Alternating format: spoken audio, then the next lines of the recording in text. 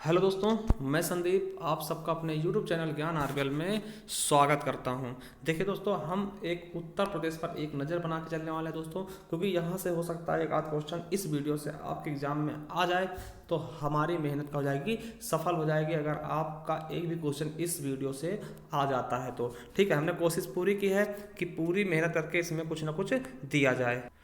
तो दोस्तों, एक चीज़ हम बताते हैं कि आप लोग करंट अफेयर के बारे में कर रहे थे पूरे विश्व का, तो हमने करंट अफेयर की वीडियो डाल दी है। आपको लिंक क्या होगी डिस्क्रिप्शन में दे दिया जाएगा। ठीक है, वो हमने कुछ रीजन कारण दूसरे चैनल पर डाली दोस्तों। अपना जो नया चैनल था आप लोगों को बोला था सब्सक्राइब कर लेना, जो सब्सक्राइब किए होंगे उनको हर एक मटेरियल वहाँ भी मिल रहा होगा दोस्तों। इसकी CTR हाई होने के कारण हमने क्या किया था, उस पर इस पर ज़्यादा लोड रहा था तो उस पर हमने डाल दिए हैं दोस्तों। ठीक है, तो जा करके उसको देख सकते हैं आप लोग अगर इच्छा है, और अगर मन करे तो सब्सक्राइब भी चैनल को कर लीजिएगा।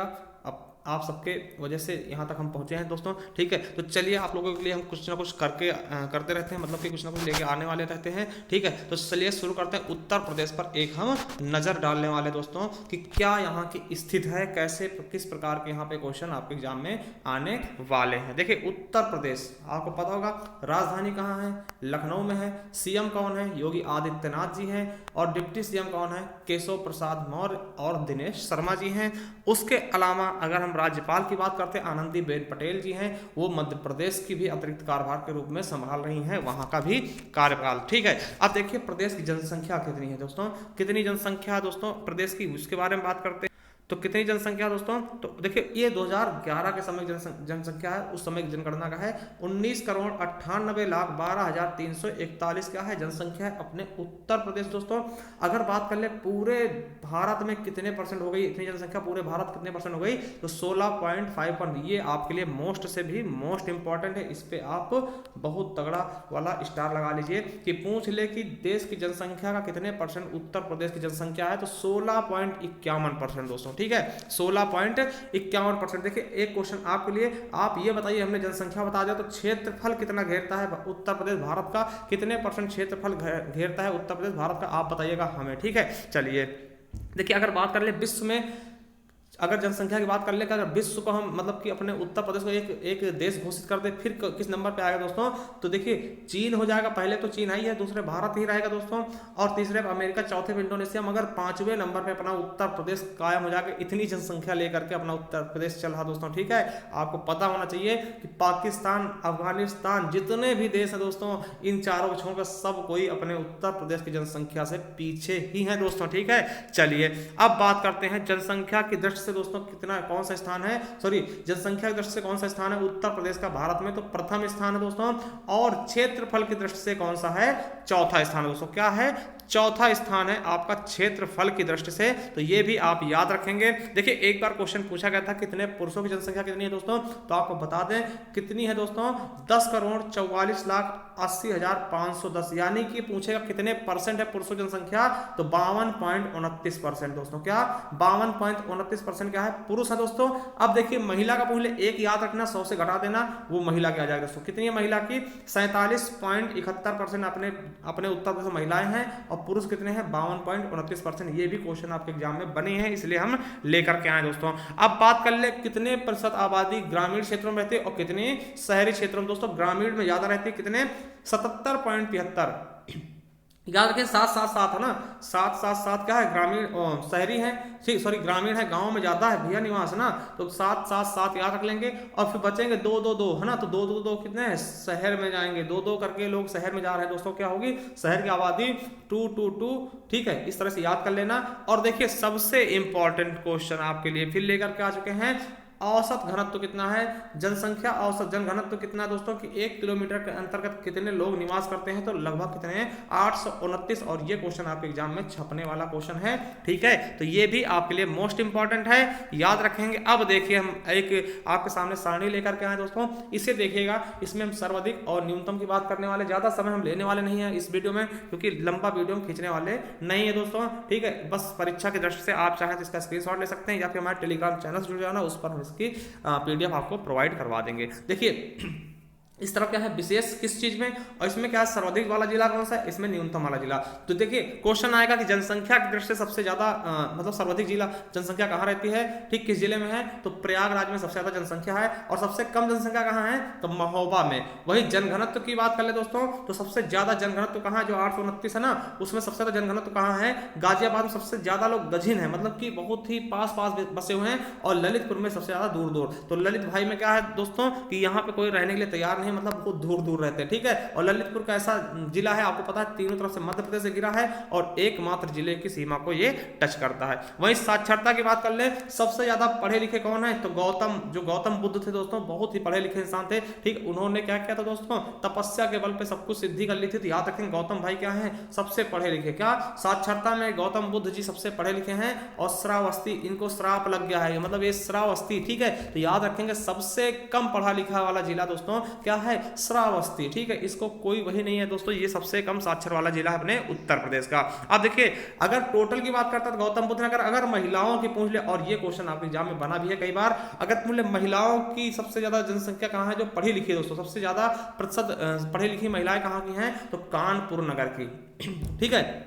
सबसे ज्यादा महिलाएं कहाँ पढ़ी लिखी हैं, तो कानपुर नगर दोस्तों। और जो सबसे कम तो श्रावस्ती ही है हर एक नंबर पर दोस्तों, ठीक है। चलिए जनसंख्या की बात अगर कम की कर ली जाए कहीं भी तो श्रावस्ती ही होगा दोस्तों। साक्षरता पुरुष की सबसे ज्यादा पुरुष कहाँ पढ़े लिखे, तो पुरुष तो गौतम बुद्ध क्या थे, पुरुष ही तो थे, है ना। तो पुरुष में गौतम बुद्ध जाएंगे, और श्रावस्ती क्या है सबसे कम, ये तो हमने पहले बता ही दिया है दोस्तों आपको, ठीक है। अब देखिए लिंगानुपात की बात करता है, सबसे ज्यादा लिंगानुपात कहाँ है। लिंगानुपात क्या होता है कि 1000 लड़कों में कितनी लड़कियां होंगी, 1000 लड़कों में कितनी लड़कियां होती हैं, ये बात कर रहा है दोस्तों। तो सबसे ज्यादा लिंगानुपात कहाँ है आपका, तो जौनपुर बता देना, क्या जौनपुर, ठीक है। जौनपुर में क्या है, जौनपुर में क्या है लिंगानुपात सबसे ज्यादा है, और गौतम बुद्ध नगर में सबसे कम है। जो साक्षर ज्यादा है वहां पे क्या है सबसे कम क्या है लिंगानुपात दोस्तों, ठीक है। इसका कारण यह है कि यह बहुत ही विकसित शहर है दोस्तों, यहाँ पर पुरुष जाते हैं वहां कमाने के लिए, और वहीं क्या होते हैं बच जाते हैं दोस्तों, ठीक है। अब देखिए लिंगानुपात शिशु का पूछ ले, तो शिशु में बलरामपुर है, ठीक है। बलराम छोटे थे दोस्तों, बलरामपुर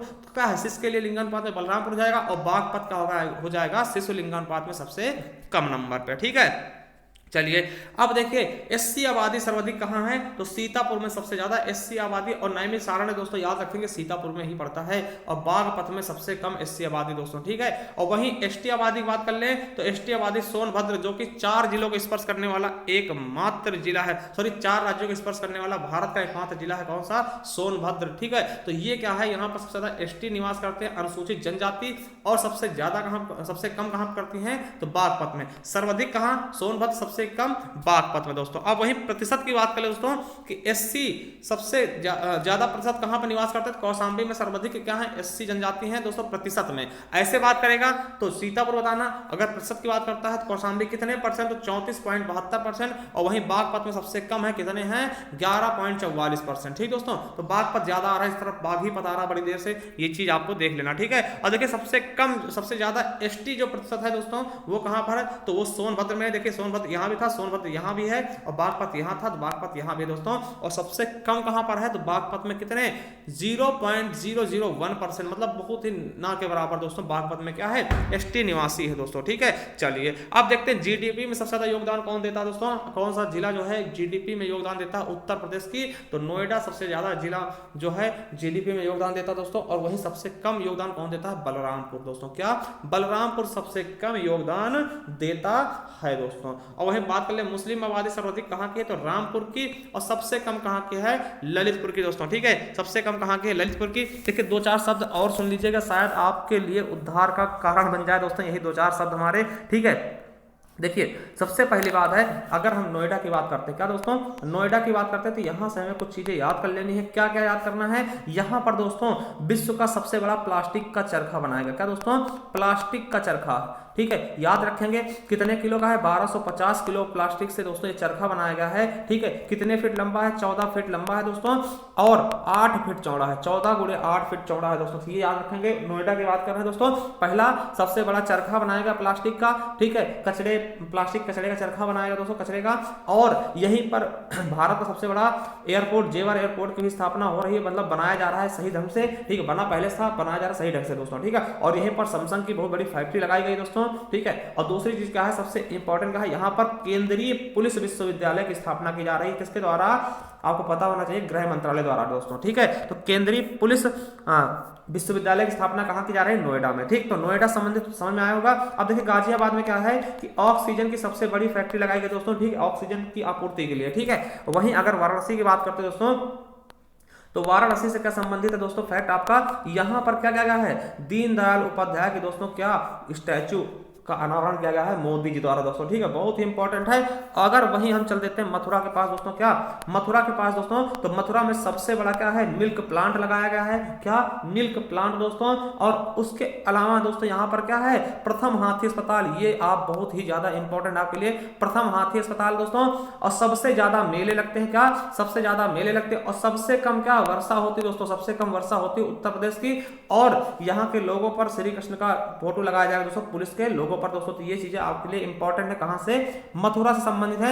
वहीं अगर हम बात कर ले दोस्तों, क्या आपका गोरखपुर योगी आदित्यनाथ का क्षेत्र दोस्तों, तो यहां से भी क्वेश्चन आने की पूरी पूरी उम्मीद है दोस्तों। क्या यहां पर चिड़ियाघर खोला जा रहा है, मतलब प्रदेश का तीसरा चिड़ियाघर अशफाक उल्ला खां के नाम से दोस्तों, ठीक है। और यहाँ का एक जिला एक उत्पाद है, जो उत्पाद दोस्तों क्या है, टेराकोटा, इसे जीआई टैग दे दिया गया है दोस्तों। किसे जीआई टैग दिया गया, तो टेराकोटा को उत्पाद को जीआई टैग दिया गया दोस्तों। कहां का है, गोरखपुर का। और यहीं पर ही क्या है, स्पोर्ट कॉम्प्लेक्स खोला जा रहा, क्या वाटर स्पोर्ट कॉम्प्लेक्स का भी अनावरण किया जा रहा दोस्तों, ठीक है, बनाया जा रहा। तो याद रखेंगे, ये कुछ फैक्ट थे आपके साथ शेयर करने में हमें बहुत अच्छा लगा, ठीक है। आई होप आप लोग क्या करें, परीक्षा को मतलब कि परीक्षा क्रैक करके आए। और दोस्तों एक बार बता दें कि सबसे पूर्वी जिला कौन सा है, तो बलिया है। सबसे उत्तरी जिला सहारनपुर है। सबसे पश्चिमी जिला कौन सा है, शामली। और सबसे दक्षिणी जिला कौन सा है, आपका सोनभद्र। तो ये भी आपके लिए बहुत ज्यादा इंपॉर्टेंट है। मंडल कितने हैं दोस्तों, और नगर निगम कितने हैं, 18 मंडल हैं और 17 क्या हैं,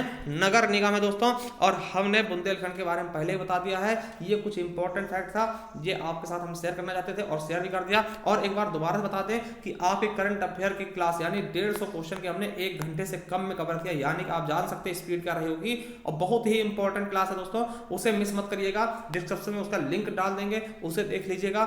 आपका हो सकता है वहां से क्वेश्चन फंस जाए। अगर एक भी क्वेश्चन अगर फंसता, समझ लीजिए आपकी क्या हो, पढ़ाई व्यर्थ नहीं जाएगी दोस्तों, ठीक है। तो आई होप बहुत अच्छा लगा होगा। जाइए वो दूसरे चैनल पर हमने डाला है, उससे जाकर सब्सक्राइब कर लेना, क्योंकि उस पर भी हम इसी तरह से काम करते रहेंगे, इस पर भी आपसे मिलते रहेंगे दोस्तों। बहुत प्यार दिया आप लोगों ने, तो चलिए उसके लिए थैंक यू, धन्यवाद।